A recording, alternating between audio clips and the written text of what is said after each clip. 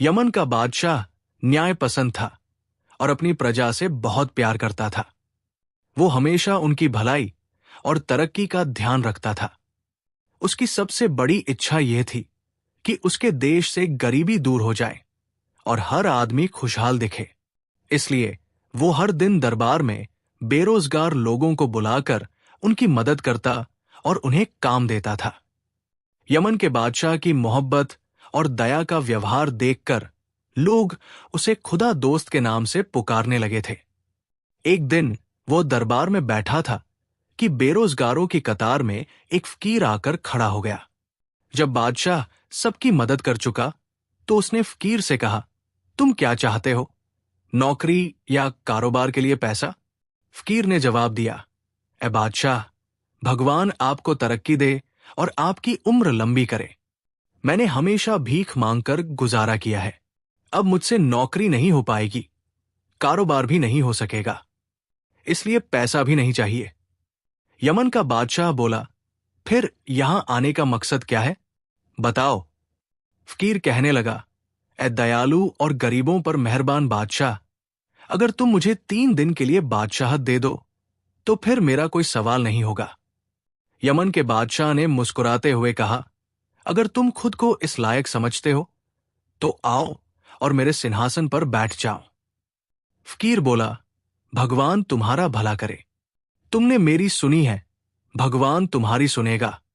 Yemen के बादशाह ने प्रधानमंत्री से कहा, 3 दिन तक ये आदमी हमारी जगह राज करेगा। तुम इसकी सेवा में हाजिर रहना और इसके हर आदेश को दिल से मानते रहना। प्रधानमंत्री ने जवाब दिया, महाराज, आप चिंता न करें, मैं और दूसरे सभी मंत्री इनके हर आदेश का पालन करते रहेंगे।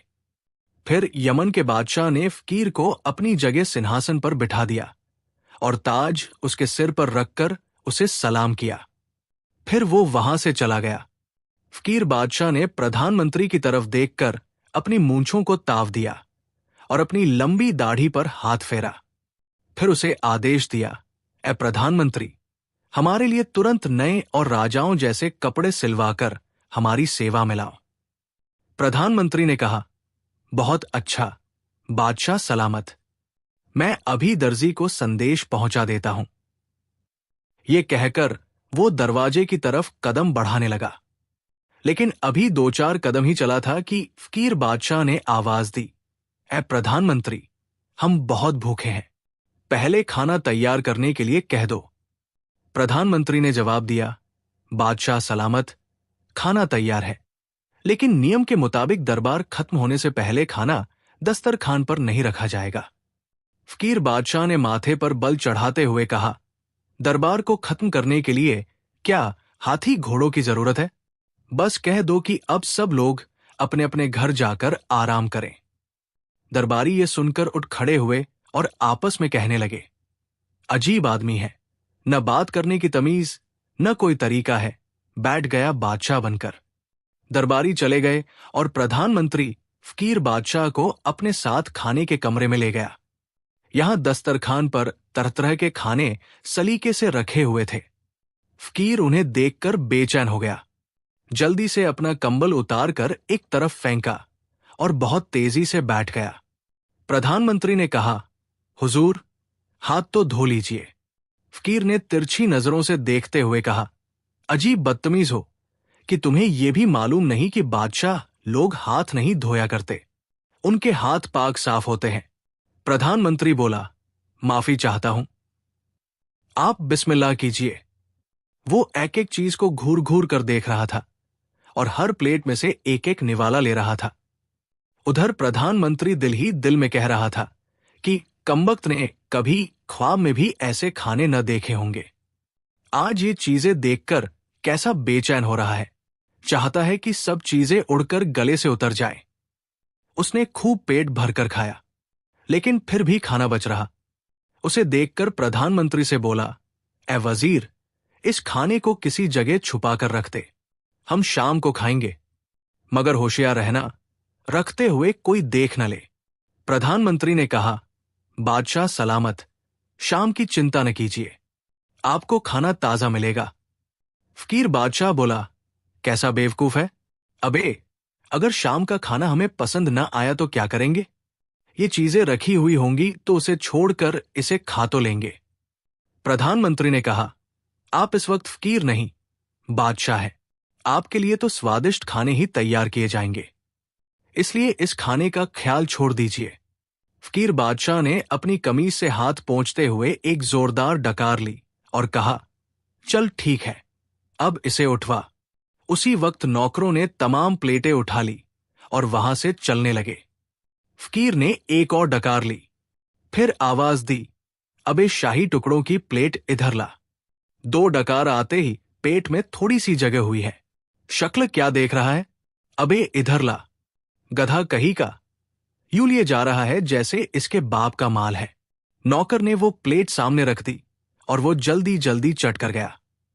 कुल मिलाकर 3 दिन तक उसने राज करने की बजाय ऐश और आराम किया। सारा दिन खाता और नरम मुलायम बिस्तर पर पड़ा रहता, गाना सुनता, नाच देखता। थोड़ी थोड़ी देर के बाद कपड़े बदलता और नौकरों को गालियां देता, मंत्रियों को बात बात पर झिड़कता और उन्हें नालायक बताता। नौकर, दासिया और मंत्री सभी परेशान हो गए। भगवान भगवान करके चौथी सुबह हुई तो सबने भगवान का शुक्र अदा किया कि अब उस बदतमीज से छुटकारा मिल गया। यमन का बादशाह दरबार में आकर फकीर से बोला, अब आप तख्त और ताज छोड़ दीजिए क्योंकि 3 दिन गुजर चुके हैं। फकीर बादशाह ने मूंछों पर ताव देते हुए कहा, हमने 3 दिन की बादशाहत में देख लिया कि जो बात राज करने में है वो फकीरी में हरगिज नहीं है। अब तक तूने मजे उड़ाए हैं, अब हम मजे उड़ाएंगे। तू जानता है कि हम यमन के बादशाह हैं। बस हम हुक्म देते हैं कि शाही कपड़े उतार कर खद्दर के कपड़े पहन ले और अपने बीवी बच्चों का हाथ पकड़कर हमारे महल से निकल जा और नजरों से दूर चला जा। अगर पलट कर देखा तो तेरी आंखें निकालकर चीलों को खिला दूंगा। अबे खड़े खड़े शक्ल क्या ताक रहा है? जाता क्यों नहीं? दरबारी और मंत्री यमन के बादशाह की तरफ देख रहे थे कि वो क्या आदेश देता है। जल्लाद तलवार लिए तैयार खड़ा था कि यमन के बादशाह के इशारे पर फकीर का सिर काट दे, लेकिन बादशाह ने फकीर को जवाब दिया, हुकूमत आपको मुबारक हो। मैं अपने बीवी बच्चों को लेकर महल से चला जाता हूं। फकीर बोला, महल से ही नहीं, शहर से भी निकल जा। मंत्रियों ने विनती की, महाराज ऐसा न कीजिए, देश तबाह हो जाएगा। तख्त और ताज के आप ही मालिक हैं। यमन के बादशाह ने कहा, भगवान को यही मंजूर है, अब मुझे राज नहीं चाहिए। तुम सब लोग अच्छी नीयत और ईमानदारी से अपना फर्ज अदा करते रहो, मुश्किल आसान हो जाएगी। ये कहकर वो महल में गया और बीवी बच्चों से कहा, अपने ये कपड़े उतार दो और खद्दर के कपड़े पहन लो। अब मैं बादशाह नहीं रहा, हमें कहीं और जाकर रहना होगा। बच्चे खामोश थे, बीवी हैरान थी, लेकिन उन्होंने मुंह से एक शब्द भी न कहा और कपड़े बदलकर उसके साथ हो लिए। यमन के बादशाह के 2 लड़के थे, लसीम और शमीम। लसीम 2 बरस का था और शमीम 7 बरस का।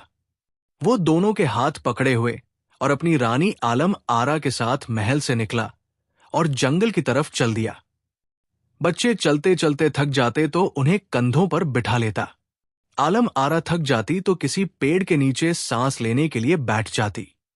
इसी तरह वो चलते रहे और 1 हफ्ते के बाद एक छोटे शहर में पहुंच गए। आलम आरा ने कहा, हमें शहर में ही ठहर जाना चाहिए।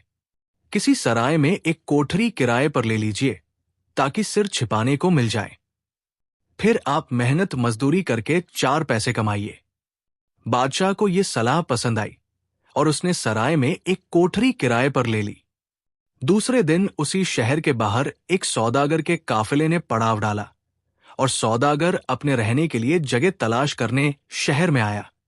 वो इधर उधर घूमता हुआ सराय के दरवाजे पर पहुंचा और घोड़े से उतरकर सराय में गया, जहां उसकी मुलाकात यमन के बादशाह से हो गई। वो बादशाह की सूरत देखकर दिल में कहने लगा, शरीफ आदमी है, नेक चाल चलन और सेवा करने वाला मालूम होता है, इसे धोखा देना चाहिए। फिर उसने बादशाह से कहा, हुजूर, मैं एक सौदागर हूं और मेरा काफिला शहर से बाहर ठहरा हुआ है। मेरी बीवी के यहां बच्चा होने वाला है, लेकिन हमारे काफिले में दूसरी कोई औरत नहीं है। अगर आप अपनी बीवी को मेरे साथ भेज दें तो मेरी बीवी की जान बच जाएगी। यमन के बादशाह को उसके हाल पर दया आ गई और उसने अपनी बीवी आलम आरा को उसके साथ कर दिया। सौदागर आलम आरा को साथ लेकर थोड़ी दूर तक पैदल गया। फिर कहने लगा, काफिला दूर है, आप पैदल चलते चलते थक जाएंगी, इसलिए मेरे साथ घोड़े पर बैठ जाइए। इस तरह हम जल्दी भी पहुंच जाएंगे और थकावट भी न होगी। आलम आरा उसके साथ घोड़े पर बैठ गई। फिर उसने घोड़े को एड़ लगाई और वो हवा से बातें करने लगा। थोड़ी ही देर के बाद वो काफिले के पास पहुंच गया। उसने घोड़े की लगाम खींचकर उसकी रफ्तार कम की और काफिले वालों को हुक्म दिया कि मैं जा रहा हूं, तुम भी तुरंत मेरे पीछे रवाना हो जाओ। फिर वो घोड़े को तेज दौड़ाता हुआ एक तरफ चल दिया। आलम आरा शोर मचाने लगी कि तू मुझे कहाँ लिए जा रहा है? घोड़े को रोक, मैं तेरे साथ नहीं जाऊंगी।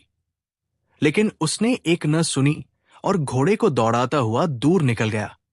इधर यमन के बादशाह से एक भाटिन ने आकर कहा, हुजूर, ताज्जुब की बात है कि शरीफ आदमी होते हुए आपने अपनी बीवी को एक गैर मर्द के साथ कर दिया और वो उसे घोड़े पर बिठाकर ले गया। बादशाह ने कहा, वो तो उसे पैदल लेकर गया है। अगर वो मुझसे कहता कि मैं घोड़े पर बिठाकर ले जाऊंगा तो मैं हरगिज इजाजत न देता। भाटिन कहने लगी, इस शहर में बहुत से बदमाश लोग सौदागरों के भेष में भी आते हैं और यहां ठहरे हुए यात्रियों को धोखा देकर भाग जाते हैं। इसलिए आपने बहुत बुरा किया जो बीवी को साथ कर दिया। बादशाह ये बात सुनकर बहुत घबराया और तुरंत ही दोनों लड़कों को साथ लेकर उस रास्ते पर चल दिया जिस पर सौदागर गया था। चलते चलते वो उस जगह पहुंच गया जहां काफिला ठहरा हुआ था। यहां उसने देखा कि जमीन पर निशान मौजूद है लेकिन काफिला नहीं है। फिर उसने एक राही से पूछा, भाई, तुमने किसी काफिले को जाते हुए तो नहीं देखा? उसने जवाब दिया, हां भाई, मैंने देखा था। वो बड़ी तेजी से चला जा रहा था और अब तो बहुत दूर निकल गया होगा। बादशाह के पांव तले से जमीन निकल गई और वो तेज तेज कदम उठाता हुआ निशानों पर चल दिया। उस वक्त उसका दिल बुरी तरह धड़क रहा था और वो सोच रहा था कि बुरा किया जो उस बदमाश पर तरस खाया। भाटिन के कहने के मुताबिक ये सौदागर नहीं, कोई बदमाश था। अगर मैं उस तक न पहुंच सका तो न जाने बेईमान मेरी बीवी के साथ क्या करेगा। चलते चलते वो रास्ते से भटक गया और नदी के किनारे पहुंच गया। अब वो सोचने लगा कि नदी को किस तरह पार करना चाहिए। आखिर उसने नसीम को किनारे पर छोड़ा और शमीम को कंधे पर बिठाकर नदी में उतर गया। नसीम चिल्लाया, अब्बा जान, मुझे तो साथ ले लीजिए। उसने कहा, बेटा, तुम यही ठहरो, मैं इसे किनारे पर छोड़कर आता हूं, फिर तुम्हें भी इसी तरह कंधे पर बिठाकर ले जाऊंगा। बादशाह जब नदी के बीच में पहुंचा तो उसे नसीम के चीखने की आवाज सुनाई दी। वो घबरा गया और उसने पलटकर देखा तो एक भेड़िया उसे अपनी पीठ पर डालकर लिए जा रहा था। शमीम ने बाप की गर्दन में बाहें डाल रखी थी। बड़े भाई को इस तरह बिछड़ते देखकर वो रोने लगा। बाप की आंखों तले अंधेरा छा गया और सारा शरीर कांपने लगा। इधर शमीम के हाथ छूट गए और वो नदी में गिर पड़ा। बादशाह को बड़े बेटे का तो गम था ही, अब छोटा बेटा भी साथ छोड़ गया। नदी में बहुत हाथ पांव मारे लेकिन उसका कहीं पता न चला। आखिर वो अपनी बदनसीबी पर आंसू बहाता हुआ किनारे पर चला गया और रो रो कर भगवान से कहने लगा, हे भगवान, मुझे किस गुनाह की ये सजा मिल रही है? मैंने तो हमेशा तेरे बंदों की सेवा की है, कभी किसी के दिल को ठेस नहीं पहुंचाई, फिर ये मुसीबतें किस लिए? रोते रोते उसकी आंखें लाल हो गई। आखिर वो उठा और आंसू बहाता हुआ चल दिया। वो चलता रहा लेकिन चला नहीं जाता था। बेटों की जुदाई के गम ने जैसे उसकी सारी ताकत छीन ली थी। टांगे लड़खड़ा रही थी, दिल बैठा जा रहा था और सिर चकरा रहा था। फकीर बादशाह के हाथों परेशान थे। उसे खाने पीने और ऐश करने के सिवा कोई काम न था। राज का सारा काम मंत्री संभाल रहे थे। फकीर हालांकि उनके साथ मामूली गुलामों और नौकरों की तरह पेश आता था और उन्हें ये बात नागवार भी गुजरती थी, लेकिन इस ख्याल से वो खामोश थे कि नौकरी से लगे हुए हैं। अगर अलग कर दिए गए तो फिर क्या करेंगे? फकीर अपनी फितरत से मजबूर था। उसने हमेशा भीख मांगकर गुजारा किया था और दूसरों का जूठा खाया था। अब महल में स्वादिष्ट और अच्छे खाने मिलने लगे तो मिजाज आसमान पर पहुंच गए और वो हर आदमी को जलील और नीच समझने लगा। यमन का बादशाह गरीब और बेरोजगार लोगों की मदद करता था, लेकिन फकीर बादशाह ने कभी किसी की मदद नहीं की। अगर कोई जरूरतमंद दरबार में आ भी गया और उससे सवाल किया तो उसे बुरा भला कहकर भगा दिया। सारी प्रजा दिन रात यमन के बादशाह के हक में दुआ करती थी कि वो तंदुरुस्त रहे और जल्द वापस आकर अपना राज संभाल ले। दूसरे देशों के राजाओं को यकीन था कि यमन का बादशाह एक फकीर को राज सौंपकर हमेशा के लिए नहीं बैठ सकता। वो जल्दी वापस आकर इसे सिंहासन से उतार देगा। इसी यकीन के कारण उनमें से किसी ने यमन पर चढ़ाई करने का इरादा नहीं किया, वरना जाहिल और बेवकूफ फकीर बादशाह पर जीत हासिल करना उनके लिए मुश्किल न था। फिर ऐसी सूरत में जबकि मंत्री, दरबारी और शाही नौकरों के साथ साथ प्रजा भी उसके खिलाफ हो। लेकिन फकीर बादशाह इन सब बातों से बेखबर ऐशो आराम में व्यस्त था। यमन का बादशाह चलते चलते एक शहर के बाहरी हिस्से पर पहुंचा। यहां हजारों आदमी खड़े हुए थे। शाह यमन ने उनमें से एक आदमी से पूछा कि आप सब लोग यहां क्यों जमा हैं? उसने जवाब दिया, परसों हमारे बादशाह का देहांत हो गया था, इसलिए नियम के मुताबिक आज शहर के वो तमाम लोग जो बादशाह बनने के ख्वाहिशमंद हैं यहां जमा हो गए हैं और एक बाज को उड़ा दिया गया है। वो नीचे उड़कर जिसके सिर पर बैठेगा उसी को बादशाह बना दिया जाएगा। यमन के बादशाह ने कहा, क्या मरे हुए बादशाह की औलाद नहीं है? उसने जवाब दिया, औलाद तो है, लेकिन हमारे देश में बादशाहत किसी एक खानदान के हिस्से में नहीं आती। यमन का बादशाह ये बात सुनकर तमाशा देखने के लिए खड़ा हो गया। भगवान की लीला कि बाज नीचे उतरा तो उसी के सिर पर बैठ गया। बादशाह बहुत हैरान हुआ और बाज को सिर से उड़ाने लगा, लेकिन लोगों ने उसे घेर लिया और मुबारकबाद देने लगे। बादशाह ने कहा, भाइयों, मैं बादशाह नहीं चाहता।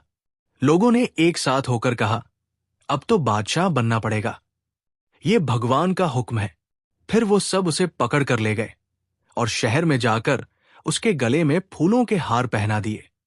फिर एक सफेद घोड़े पर बिठाकर हर गली, कूचे और हर बाजार से उसका जुलूस निकाला। उसके बाद मंत्री, अमीर और दरबारी उसे इज्जत के साथ महल में ले गए और नहला धुलाकर नई पोशाक पहनाई और स्वादिष्ट खाने खिलाए। फिर उसी दिन शाम के वक्त सिंहासन पर बिठाया और ताजपोशी की रस्म अदा की। बादशाह को राज करने के तौर तरीके मालूम ही थे, इसलिए उसने पहले ही दिन से हर काम को अच्छी तरह संभाल लिया। इस बात से हर मंत्री हैरान भी था और खुश भी था। बादशाह ने देश का इंतजाम बहुत बेहतर कर दिया और प्रजा पहले से कहीं ज्यादा खुशहाल हो गई। दूसरे देशों से व्यापार होने लगा और आपस में रिश्ते पैदा हो गए। कुल मिलाकर 2 साल के समय में उसने इस देश को बहुत तरक्की दी और शांति से राज करता रहा। एक दिन बैठे बैठे उसे अपने दोनों बच्चों की याद ने बुरी तरह सताया और उसकी आंखों से आंसू बहने लगे। मंत्री ने जब ये हाल देखा तो घबराकर कहने लगा, हुजूर, ये आपकी आंखों में आंसू कैसे?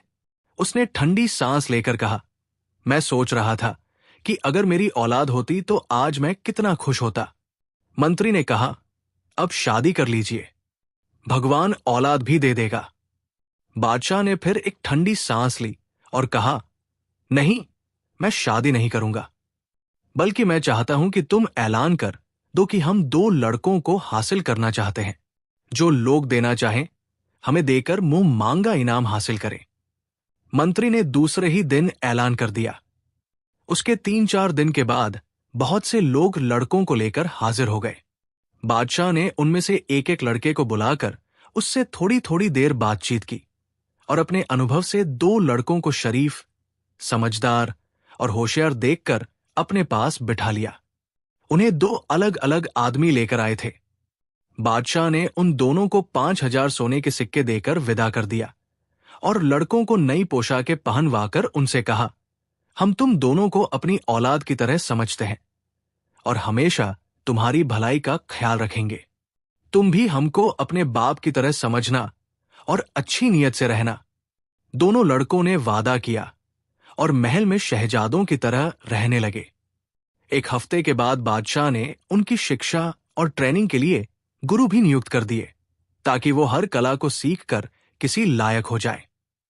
बादशाह को उन दोनों लड़कों से ऐसी मोहब्बत हो गई थी जैसे वो उसके अपने ही बेटे थे। रात को वो उन्हें अपने पास ही सुलाता और उन्हीं के साथ नाश्ता करता और खाना खाता। दरबार में भी उन्हें अपने पास बिठाता, एक को दाएं तरफ और दूसरे को बाएं तरफ। इस तरह दोनों लड़के दरबार के आदब भी सीखने लगे। वो सौदागर जो यमन के बादशाह की बीवी को लेकर भाग गया था, वो उसी देश का रहने वाला था और पहले बादशाह से उसके अच्छे रिश्ते थे। बाहर के देशों से जब वो वापस अपने देश में आया तो उसे मालूम हुआ कि बादशाह को मरे हुए 2 साल गुजर चुके हैं और उसकी जगह अब एक नया बादशाह राज कर रहा है। उसे खुशामद करने की आदत थी, इसलिए वो बहुत से तोहफे लेकर बादशाह की सेवा में हाजिर हुआ और कहने लगा, महाराज, मैं इस देश का रहने वाला हूं और व्यापार मेरा पेशा है। 2 साल बाहर रहने के बाद वापस आया हूं और आपके लिए ये तोहफे लेकर हाजिर हुआ हूं। बादशाह ने इन तोहफों को कबूल कर लिया और उसे नेक आदमी समझकर अपने साथियों में शामिल कर लिया। सौदागर हर दिन आता और इधर उधर की कहानियां सुनाकर और चापलूसी की बातें करके चला जाता। उसे जब इसी तरह आते जाते 1.5 महीना गुजर गया तो बादशाह को यकीन हो गया कि वो कोई नेक आदमी नहीं है।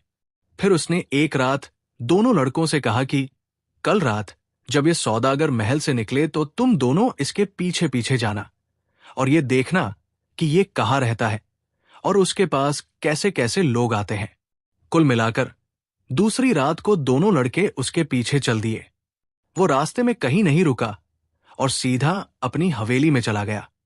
दोनों लड़के हवेली के दरवाजे के करीब दीवार से लगकर बैठ गए। उनमें से एक लड़के को नींद आने लगी तो वो दूसरे से कहने लगा, भाई, नींद आ रही है, खामोश रहने से तो बेहतर है कि आपस में बातें करें। दूसरा लड़का बोला, अच्छा, तो ये कहो कि तुम्हारे बाप ने तुम्हें 5,000 सोने के सिक्कों में क्यों बेच दिया? क्या उसे तुमसे मोहब्बत नहीं थी? उसने जवाब दिया, वो मेरा बाप नहीं था, वो तो एक मछुआरा था। मेरा बाप तो यमन का बादशाह था। एक दिन वो मुझे और मेरे भाई नसीम को साथ लेकर नदी के किनारे पर गया। नसीम को छोड़कर मुझे कंधे पर बिठाया और नदी में उतर गया। जब हम बीच नदी में पहुंचे तो नसीम की चीख सुनाई दी। हमने घबराकर उस तरफ देखा तो एक भेड़िया उसे उठाकर लिए जा रहा था। मेरा बाप भी घबरा गया और मैं भी चीखने चिल्लाने लगा। बस उसी घबराहट में मेरे हाथ छूट गए और मैं नदी में गिर पड़ा। फिर मुझे कुछ होश नहीं रहा, लेकिन जब आंखें खुली तो मैंने देखा कि मैं मछुआरों की झोपड़ी में एक चटाई पर लेटा हुआ हूं। मछुआरों ने मेरी परवरिश की और जब बादशाह का ऐलान सुना तो मुझे साथ लेकर 5,000 सोने के सिक्कों में बेच दिया। दूसरे लड़के ने कहा, तुम्हारे भाई का नाम नसीम था? उसे तो मैं जानता हूं। शमीम बोला, तुम जानते हो? क्या उसे भेड़िए ने नहीं खाया था? उसने जवाब दिया, भेड़िया उसे पीठ पर डालकर ले जा रहा था कि एक शिकारी ने उसे देख लिया और उसके पीछे घोड़े को दौड़ाने लगा। थोड़ी देर के बाद वो भेड़िए के करीब पहुंच गया और उसने तीर मारकर उसे मार दिया और नसीम को घोड़े पर बिठाकर अपने घर ले गया। शमीम कहने लगा, क्या तुम मुझे उसके पास ले चलोगे? उसने कहा, अब तो मुश्किल है क्योंकि शिकारी ने उसे बादशाह के हाथ 5,000 सोने के सिक्कों में बेच दिया। शमीम भाईजान कहकर उसे चिपट गया। दोनों की आंखों से आंसू टपकने लगे। उसी वक्त करीब की खिड़की से आवाज आई, मेरे बच्चों, तुम्हारी दुखियारी मां यहां कैद है। दोनों ने एक दूसरे की शक्ल देखी और आपस में कहा, यह आवाज हमारी मां की है। वो इसी सौदागर की कैद में है। चलो चलकर बादशाह से फरियाद करें। फिर दोनों दौड़ते हुए महल में गए और बादशाह को जगाकर उसके पैरों से लिपट गए और आंसुओं से रोने लगे। बादशाह घबरा कर उठ बैठा और उन्हें प्यार से अपने करीब बिठाकर कहने लगा, मेरे प्यारे बच्चों, तुम अभी से क्यों वापस आ गए और तुम्हारी आंखों में ये आंसू कैसे हैं? दोनों ने कहा, उस सौदागर ने अपनी हवेली में हमारी मां को कैद कर रखा है, उसे रिहा करा दीजिए। बादशाह ने कहा, क्या तुम दोनों की मां एक है? शमीम बोला, जी हां, और ये मेरा भाई नसीम है। हम दोनों यमन के शहजादे हैं। फिर उन्होंने बादशाह को सारा किस्सा सुनाया तो उसने उन्हें सीने से लगा लिया और कहा, मेरे बच्चों, मैं तुम्हारा बाप हूं। क्या तुमने मुझे नहीं पहचाना? दोनों लड़के बाप से मिलकर बहुत खुश हुए और कहने लगे, अब्बा जान, हमारी अम्मी को इसी वक्त बुलवाइए। बादशाह ने कहा, हम समझ गए, ये सौदागर वही है जो मुझे धोखा देकर तुम्हारी मां को लेकर भाग गया था। खैर, चिंता न करो, कल हम इस सौदागर से बात करेंगे। दूसरे दिन सौदागर बादशाह के पास आया तो बादशाह ने उससे कहा, आज हमारा इरादा था कि हम तुम्हारे मकान पर जाते, मगर जाने से पहले तुम ही आ गए। सौदागर ने जवाब दिया, महाराज, मेरा मकान आपके कदमों के लायक तो नहीं है, लेकिन आपकी इच्छा है, इसलिए मैं आपको दावत देता हूं। कल आप तशरीफ ले आइए। बादशाह ने इस दावत को कबूल कर लिया और दूसरे दिन अपने दोनों बेटों और मंत्रियों को साथ लिए उसकी हवेली में गया। सौदागर ने उन सब की मेहमानी की। उसके बाद नाचने वाली सुंदर लड़कियों को बुलाकर उनका नाच दिखाया। नाच देखते ही बादशाह ने कहा, तुम्हारी हवेली बहुत खूबसूरत बनी हुई है। हम इसकी सैर करना चाहते हैं ताकि हमें मालूम हो जाए कि हवेली और महल में क्या फर्क है। सौदागर ने कहा, बहुत अच्छा है, तशरीफ ले चलिए। और वो सबको अपने साथ हवेली के हर कमरे में ले गया।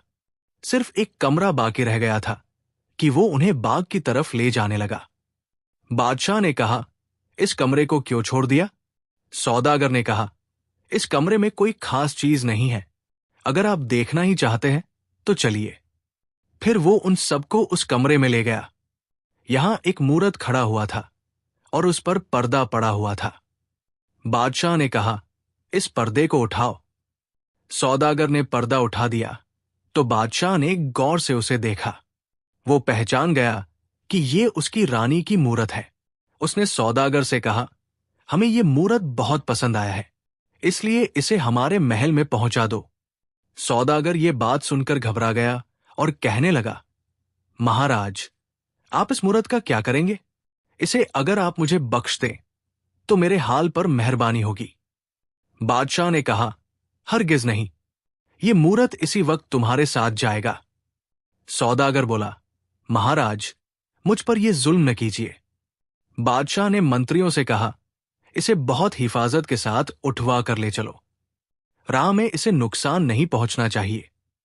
मंत्रियों ने उसी वक्त नौकरों को बुलवाकर मूरत को उठवा लिया और उस पर पर्दा डालकर महल की तरफ ले चले और सौदागर हाथ मलता रह गया। महल में रानी की मूरत को एक बड़े कमरे में खड़ा कर दिया गया। फिर बादशाह ने मंत्रियों को आदेश दिया कि अब सौदागर को गिरफ्तार करने के लिए तुरंत सिपाहियों को रवाना कर दो। मंत्री हैरान थे कि सौदागर ने तो हजारों रुपए खर्च करके दावत की और एक कीमती मूरत अपनी मर्जी के खिलाफ दिया। फिर बादशाह उसे क्यों गिरफ्तार कराना चाहता है? लेकिन उन्होंने कुछ न कहा और सिपाहियों को रवाना कर दिया।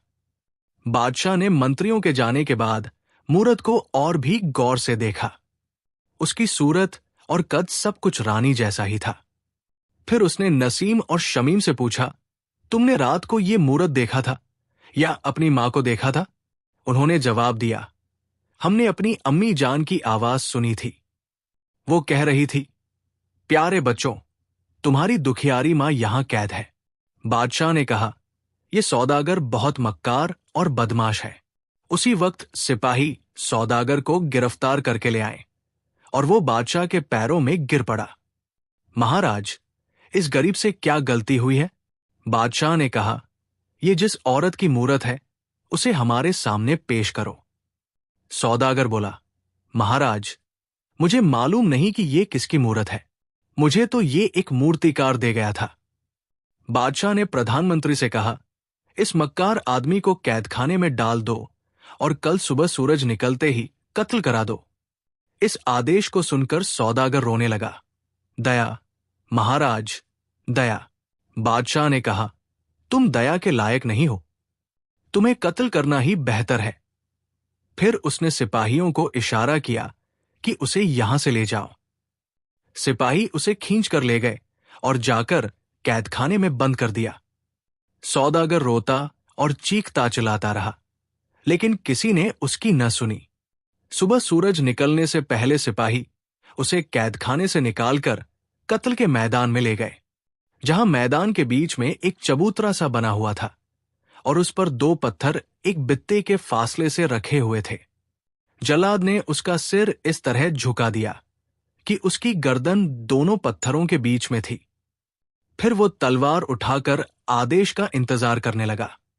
सौदागर का शरीर कांप रहा था और उसकी आंखों से आंसू बह रहे थे। मंत्री ने जब एक के बाद 2 कहा तो सौदागर चिल्लाया, मुझे कत्ल न करो, मैं बताता हूं कि ये किस औरत की मूरत है। बादशाह ने इशारा किया कि इसे खोलकर हमारे सामने लाओ। जल्लाद ने तुरंत ही रस्सियां खोल दी और उसे पकड़कर बादशाह के सामने ले आया। बादशाह ने कहा, अब कहो, क्या कहना चाहते हो? सौदागर कहने लगा, महाराज, मैं बहुत गुनाहगार आदमी हूं। मैं व्यापार के अलावा लड़कियों और औरतों को पकड़ने और उन्हें ले जाकर गुलामों के बाजार में बेचने का काम भी करता हूं। मैं अब तक सैकड़ों औरतों को बेच चुका हूं, लेकिन उनमें से एक भी ऐसी खूबसूरत औरत नहीं थी जिसे मैं अपनी बीवी बनाता। 2.25 साल का समय हुआ कि मैं अपने काफिले के साथ यमन जा रहा था। रास्ते में हमने एक जगह पड़ाव डाला और मैं अपने ठहरने के लिए जगह की तलाश में शहर गया। वहां सराय में एक सादालो आदमी को देखकर उसे बेवकूफ बनाया और उसकी बीवी को लेकर भाग आया। ये बहुत खूबसूरत थी, इसलिए मेरे दिल में इसे बीवी बनाने की इच्छा पैदा हुई, मगर ये औरत किसी सूरत में भी राजी न हुई। आखिर जब मैं सफर पर जाने लगा तो उसे अपनी हवेली में कैद कर गया। वापसी पर फिर मैंने अपनी इच्छा जाहिर की, लेकिन उसने इनकार कर दिया। अब मेरा इरादा था कि उसे ले जाकर गुलामों के बाजार में बेच दूंगा। क्या आपने मेरी हवेली देखने की इच्छा जाहिर की? जिसे सुनकर मुझे डर हुआ कि कहीं ये औरत अपना हाल आपसे बता न दे। इसलिए मैंने मूर्तिकार जादूगर को 1000 सोने के सिक्के देकर उसे मूरत बनवा दिया। बादशाह ने आदेश दिया कि मूर्तिकार जादूगर को तुरंत बुलाया जाए। आदेश की देर थी कि सिपाही मूर्तिकार को बुलाकर ले आए। बादशाह ने उससे कहा, तुमने इस सौदागर के कहने से एक औरत को मूरत में बदल दिया था। अब हमारे साथ चलकर उसे दोबारा असली रूप में ले आओ। मूर्तिकार ने कहा, यह गुलाम इस सेवा के लिए हाजिर है। फिर बादशाह, मंत्री, सौदागर और सिपाही रवाना हुए और महल में दाखिल हुए। मूर्तिकार ने मूरत के गले में पड़े हुए धागे को काटकर आग में जलाया और कोई मंत्र पढ़कर 3 बार मूरत पर फूका। वो उसी वक्त अपनी असल शक्ल में आ गई। बादशाह को देखकर वो मुस्कुराने लगी। बादशाह भी मुस्कुरा दिया और शमीम और नसीम दौड़कर उससे लिपट गए। बादशाह ने आदेश दिया, सौदागर और मूर्तिकार जादूगर को हमेशा के लिए हमारे देश से निकाल दो। ऐसे खतरनाक लोगों का जहां रहना ठीक नहीं। इस तरह उन दोनों को देश से निकाल दिया गया और बादशाह अपनी बिछड़ी हुई रानी और बच्चों के साथ खुशहाल रहने लगा। कुछ दिनों के बाद दोनों राजकुमार पिता से अनुमति लेकर यमन की सैर के लिए गए।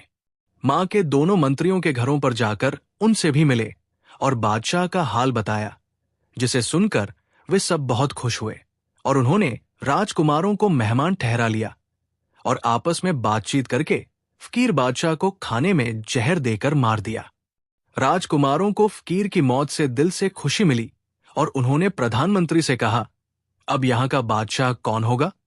उसने जवाब दिया, आज हम तुम्हारे साथ चल रहे हैं और तुम्हारे पिताजी को ही यहां का बादशाह बनाएंगे, क्योंकि ये देश उन्हीं का है। फिर वे जाकर बादशाह को साथ लाएं और खोया हुआ राज उसे वापस मिल गया और वह दोनों देशों पर राज करने लगा। दोनों देशों का काम संभालने के बाद जब मन को शांति मिली तो एक दिन रानी ने बादशाह से कहा, आपको याद होगा कि एक दिन मैंने कहा था कि 3 तारीख का चांद देखने से बुरा समय आ जाता है, और आपने हंसकर जवाब दिया था कि ये सब कहने की बातें हैं। बादशाह बोला, हाँ, मुझे याद है, और फिर मैंने जानबूझकर 3 तारीख का चांद देखा था। रानी कहने लगी, इसके बाद ही आपके बुरे दिन आए और आपके साथ हम सब भी मुसीबत में फंस गए। यमन का बादशाह बोला, बिल्कुल ठीक है, इंसान को 3 तारीख का चांद हरगिज नहीं देखना चाहिए। मगर रानी, ये तो कहो, तुम्हें ये बात कैसे मालूम हुई थी? रानी ने कहा, जब मेरी उम्र 101 साल की थी तो मेरी नानी ने मुझे एक कहानी सुनाई थी और कहा था कि ये सच्ची कहानी है, इस पर अमल करना। बादशाह बोला, मैं भी इस कहानी को सुनना चाहता हूं। अगर याद हो तो जरा सुनाओ तो सही। रानी कहने लगी, सुनिए। एक राजा था, उसका एकलौता बेटा था और उस राजा का एक मंत्री भी था। उस मंत्री ने 3 तारीख का चांद देखा। उसने अपनी पत्नी से जाकर कहा कि पत्नी, आज मेरी निगाह के सामने 3 तारीख का चांद पड़ गया है। उसकी पत्नी ने कहा, पतिदेव, तुम 3 तारीख की कहानी सुन लो। मंत्री ने जवाब दिया कि ये सब महिलाओं के मुद्दे हैं, मैं इनको नहीं मानता। जैसे उठकर वो आया राजा के दरबार में। राजा ने कहा, मंत्री, मेरा लड़का शिकार को जाता है, तू उसके साथ जा। मंत्री राजकुमार के साथ शिकार को गया। उस जगह से जब वापस आने लगा तो उसने कहा, मैं राजा के लिए उस जगह से क्या तोहफा ले आऊं? वो एक तरबूज और कलम काटने वाला चाकू रुमाल में बांधकर राजा के सामने ले गया। राजा ने जो इस रुमाल को देखा तो उसे कुछ ऐसा लगा कि मेरे बेटे का सिर और कलम काटने वाला चाकू है। राजा गुस्से में आए और जल्लादों को आदेश दिया कि इसी वक्त मंत्री को फांसी दो। जल्लाद मंत्री को ले गए। मंत्री जो उस जगह गया, नदी सामने बह रही थी। उसने जल्लादों को कहा, जरा मुझे अनुमति दो तो मैं इस नदी पर नहा आऊं। जल्लादों ने उसे झिड़क दिया। फिर मंत्री ने कहा, मुझे जाने दो। उनमें एक बूढ़ा सा जल्लाद था। उसने दया खाई और कहा, भाई, जाने दो, ये भी इच्छा इसकी निकल जाए।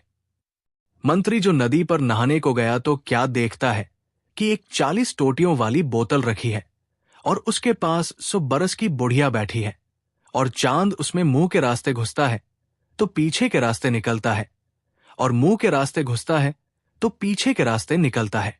मंत्री इस अजीब बात को देखकर उस बुढ़िया से कहने लगा कि, ऐ बुढ़िया, तू मेरी दुनिया और धर्म की मां और मैं तेरा दुनिया और धर्म का बेटा, तो बता ये चांद इसमें घबराया हुआ क्यों फिर रहा है?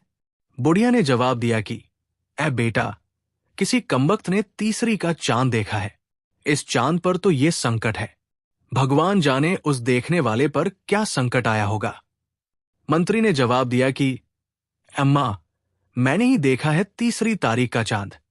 उसने कहा, अगर तूने देखा है तो 3 तारीख के चांद की कहानी सुन ले, भगवान चाहे तो तेरा संकट जाता रहेगा।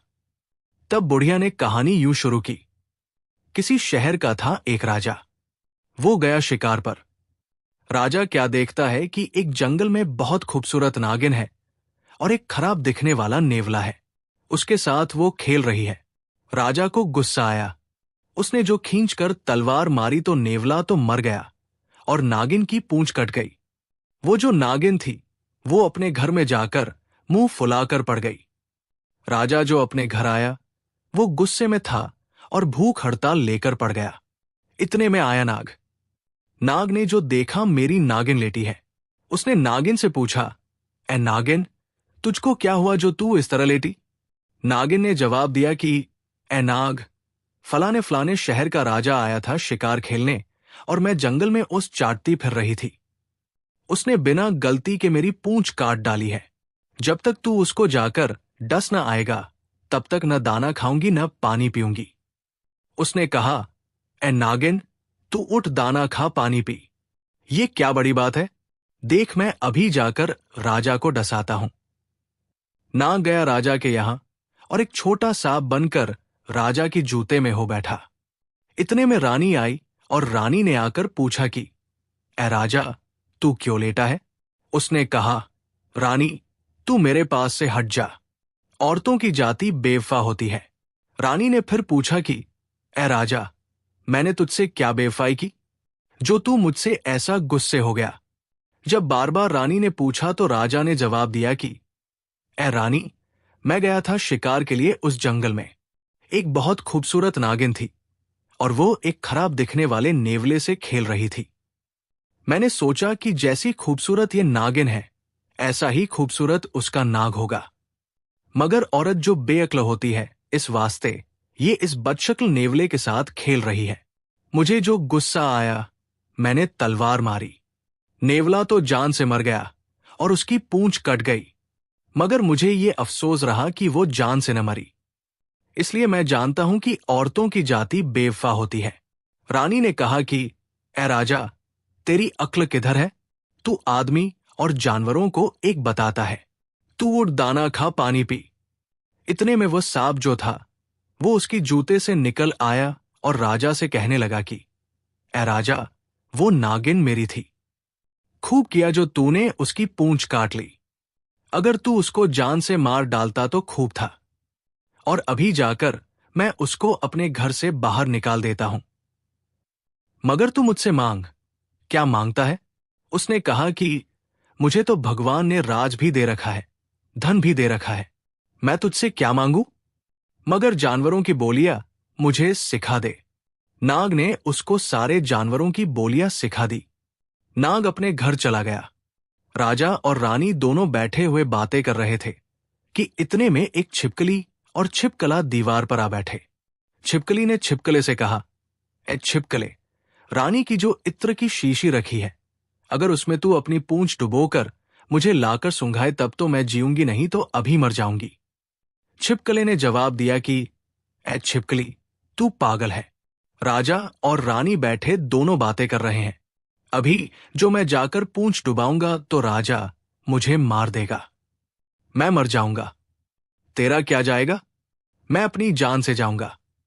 राजा ने उन दोनों की ये बातें सुनी और वो बहुत खुश हुआ कि मैंने उनकी बातें सीख ली। इधर तो बुढ़िया ने कहानी खत्म की।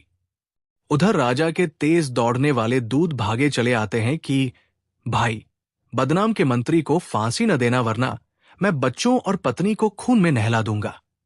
मंत्री को लोग वापस राजा के सामने ले गए।